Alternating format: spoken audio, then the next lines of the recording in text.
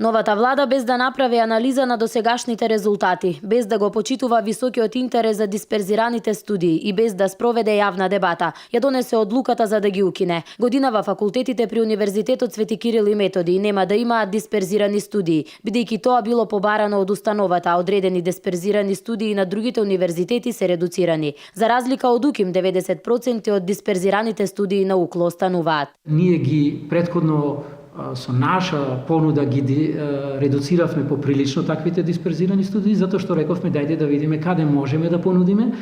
За нас не се важни само бројките, туку важен е квалитетот, колку можеме да одговориме на потребите на барањата, затоа што некогаш може да имате потреба, ама ако не можете да го остварите тоа, не е фер да само запишете студенти, наеднаш да не можете да бидете дел од тој сериозен образовен процес. И од она што како информација, повторно ќе речам, неофицијално стои дека околу 90% нашите видувања се поклопија и дека се одобрени тие дисперзии, каде што ние ги понудивме.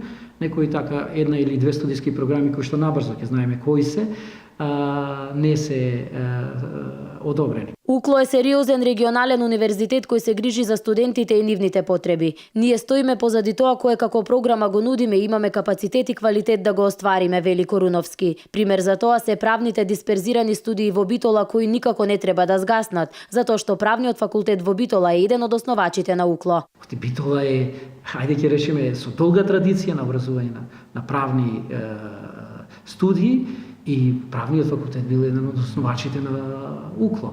Значи, или нутриционизам, Битола или други студии. Сепак сметавме дека Битола, колку и да се од другите факултети како дисперзи, треба да останат од Битола како матичен град на овој универзитет мора да има поширока понуда.